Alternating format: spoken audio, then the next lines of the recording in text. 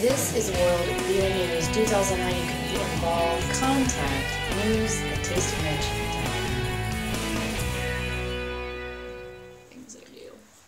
Welcome to World Beer News. We're here to explore the world through beer news and give you something more interesting to talk about other than what's happening at your local brewery.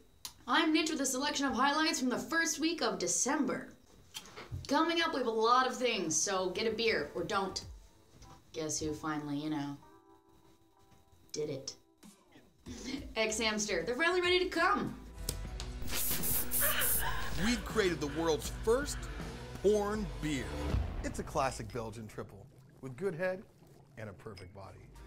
Oh, this is good. So last year when Budweiser decided to ditch their "the perfect beer for removing no from your vocabulary for the night" slogan, as well as hashtag up for whatever like campaign due to concerns that it promoted rape culture, they didn't realize that in fact they were right. The high demographic of beer drinkers are totally okay with Date Grape. Date Grape? Remember when Microsoft made that little tween Twitter bot that instantly started spouting out hate speech? Well, there is a company called Mobcraft. It's a great idea. People submit their beer names and recipes, and whichever beer gets pre-ordered the most, that beer gets made. But allowing people to vote on important business or branding issues can also be dangerous because a lot of people are really stupid, as we've seen. A risk which is compounded when those demographic principles are transported to the internet hate machine. So somehow the user submitted name Date Grape,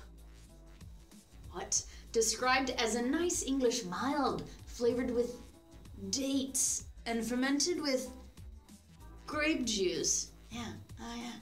It found itself among the 8 finalists, fucking unbelievably, leading to online protests when, that came out. So Henry Schwartz, the CEO of the Milwaukee-based brewery Mobcraft, in a prompt response said, "I feel horrible that this oversight happened. The beer name has been changed, and we now have a process where our team, as in humans, vet names before they ever appear publicly."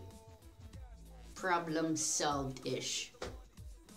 For something completely in the other direction, meet this Australian woman who is taking on Blokey beer with a socially conscious can lineup. So there's the consent doesn't come after you do. That's actually really funny, and I get it. It's a cider tackling sexual consent.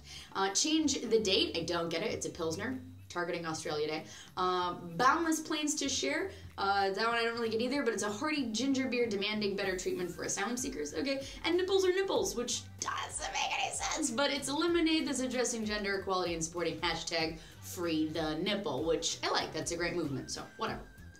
It's all going to the pot. U.S. beer industry's profiles dwindle as drinkers turn to marijuana. It's a lot on this topic. So we've got beer sales dropped in Colorado, Oregon, Washington over the past 2 years. Big brands like Miller Coors are especially hit, but craft suffers too. Mainstream economy is down by some numbers. Cannabis use among 18 to 25-year-olds is on the up, and beer drinking is falling. Foreign beers are less affected, but Mexican beer like Corona is still strong. I don't have time to explain all of these topics to you right now. Some of them are mostly true, some are completely clickbait, and the others are just mostly false. Yeah, in your mouth. What I will do is give you the ability to figure out the answers on your own. So Brewbound has been doing these fantastic live sessions for the past 3 years. Last week in San Diego they had a big conference, and one of the presentations I think is really outlines everything these articles are talking about. It's called Exploring the Impact of Growing Marijuana Economy on Alcohol. So that's linked in the description below, and I've also put some other things for you to check out. There's a fantastic article from Jason Naughty on Market Watch. He's a lovely writer, where he says, among other outstanding points, it isn't marijuana harshing the beer industry's mellow, man. It's some harsh truths about where the industry is heading. So in all this downfall, beer barons, they have to ramp up their sales, and one way that Heineken is doing it is by teaming up with Deliveroo. They've got together, they've made a baby, and they've birthed something called Brew House. So plan ahead, folks. Use one of your local delivery companies. I mean, come on. Or, you know, for convenience, you could just order on X-Hamster. And it wouldn't be a show without talking about AB InBev, or as they like to be called since their new merger, Newco. Today, AB issued a press release about the new stunt they're in. It's a free beer refrigerator. They're calling it the Bud E-Fridge.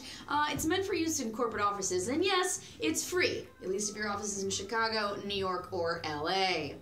It's got Goose Island on it. If you have one of those in your office, please take a selfie in front of it for me.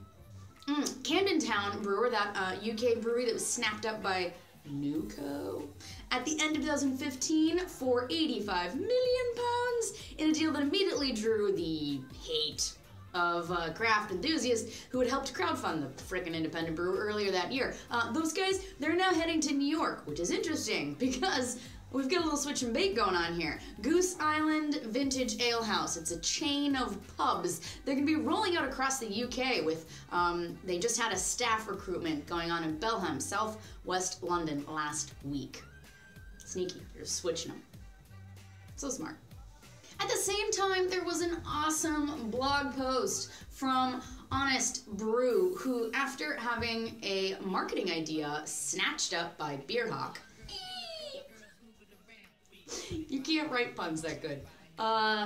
They said, by hiding behind these brands, Blandy are tricking conscientious beer lovers into believing their hard-earned money is supporting independent brewers who created this market. The reality, they are doing the one thing they know how to do well.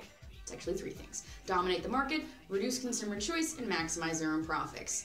But it's true, you have a right to know who you're supporting. The full blog post is not very long, and I think you really like it. What else you're gonna really like, and me as well, because I just found out that this happened. Frickin' my favorite. Gosh darn it, it's Unbreakable Glassware. Crystal clear, dishwasher safe, freezer safe, food safe, BPA safe, basically indestructible. It's on a Kickstarter campaign. It's gonna run until December 23rd. They're kind of spendy, because it's like a lot of money for 26 of them, but I guess if they live forever, Christmas is coming up, so. It's National Lager Day on December 10th. So if you're into lagers, get in on that. There's probably a Sweet Untapped badge. I probably won't. Oh, also as well, if you don't drink alcohol, these just came out. Some new hop-flavored craft sodas. Yippee. Yeah, so this story, I got way too into it. I too much. So let's just talk about it a little bit right now, and then we'll get into more stuff on Sunday during the live session. So the meat of it is, there's this company called the Odin, short for Open Discovery Institute, and they have a kit available, or did on Kickstarter, that allows customers to genetically engineer yeast to make mead that gleams like a lantern. The Odin's light up yeast it's giving FDA regulators like a frickin' hangover, headache. They're angry. They don't know if it's a food coloring or if it's safe for consumption. People are questioning whether or not DNA dueling is even ethical. Point not being important. It's a really interesting topic, and this guy, he gave himself a fecal transplant. That's what it sounds like. Anyway, I will leave you with this sweet keg tree time-lapse construction from New York State's oldest brewery. If you would like to connect, please send us an email at news@tastingnitch.com or join our Discord server where you can find all manner of like funny, informational, useful things.